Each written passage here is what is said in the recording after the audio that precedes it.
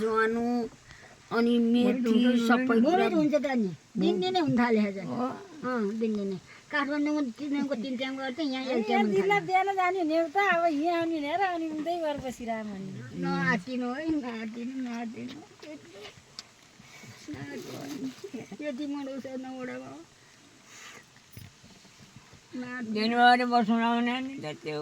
म आउँछु यो ओल्टो बसेर आउँछु म काठमाडौँ जाने बेला मसिल आउँछु आउँछु एक रात धेरै बस्थे नि एक रात मुनालाई लिनु पठाएर तँ आउँछ गुवालाई लिएर आउँछु ल्याइदिन्छ आमालाई म ल्याइदिन्छु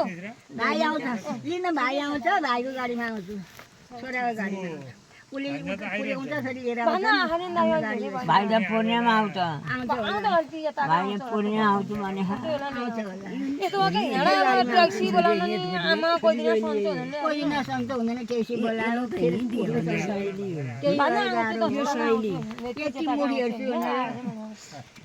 दिनभरि बस्नु बस्नु त भने हो त अब के नि रोगले दिएन लैदिन्छ नि सोचेको थिएँ कि मैले दिदीले आधालाई आइरहनु हो मसिल आउनु पर्छ अनि आज बिहान लैदिन्छु र दिनभरि बस्नुहुन्छ दिदी यता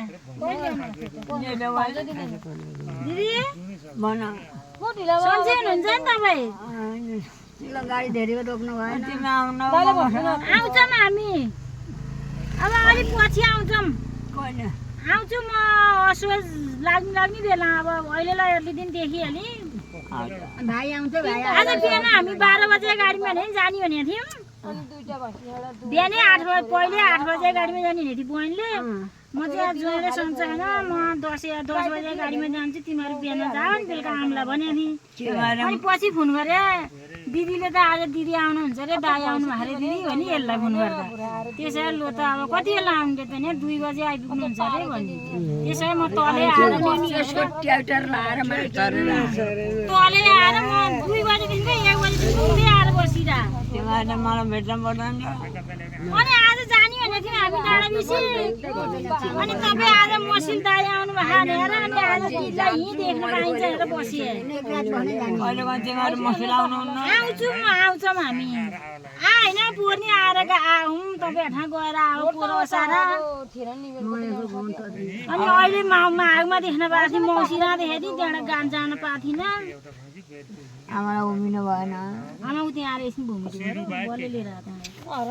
आमाले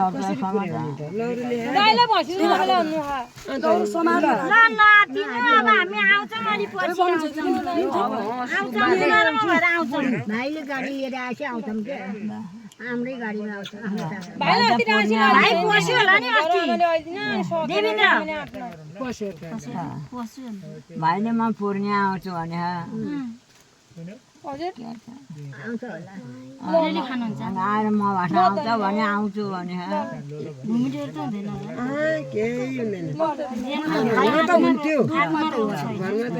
दुध मात्रै खानु